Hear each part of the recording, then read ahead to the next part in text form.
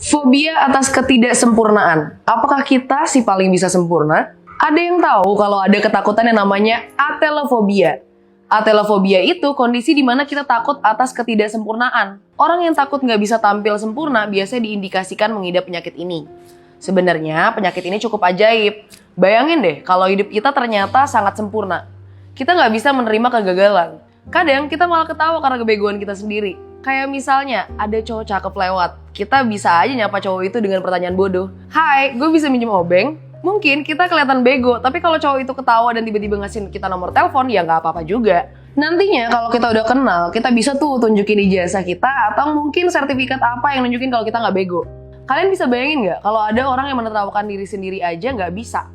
Menurutku nih ya, salah satu porsi humor yang paling besar adalah ketika kita bisa ngetawain diri kita sendiri. Ketika nggak ada yang tersisa dari kita yang bisa diketawain karena kita terlalu sempurna, tentunya hidup kita nggak akan jadi rame. Ini meskipun kita paham ya, ada orang yang malu atau ketakutan tanpa alasan ketika dia melakukan kesalahan.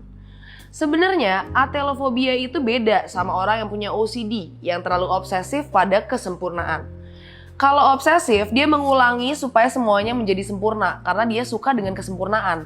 Nah, kalau fobia itu, dia kerja supaya sempurna karena dia takut kesalahan. Yang satu pengen sempurna, sedangkan yang satu nggak mau ada salah. Walaupun hasilnya tentu sama-sama aja, nggak akan sempurna. Sebenarnya hidup dengan atelofobia itu nggak bener juga. Gimana pun juga, kita bisa berkembang karena kita udah ngalamin banyak kesalahan.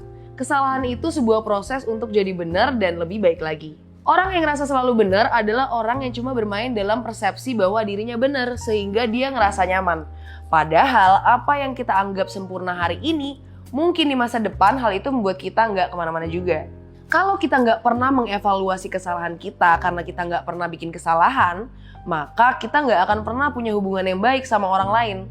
Hubungan yang sehat antar manusia itu basicnya adalah saling memperbaiki kesalahan.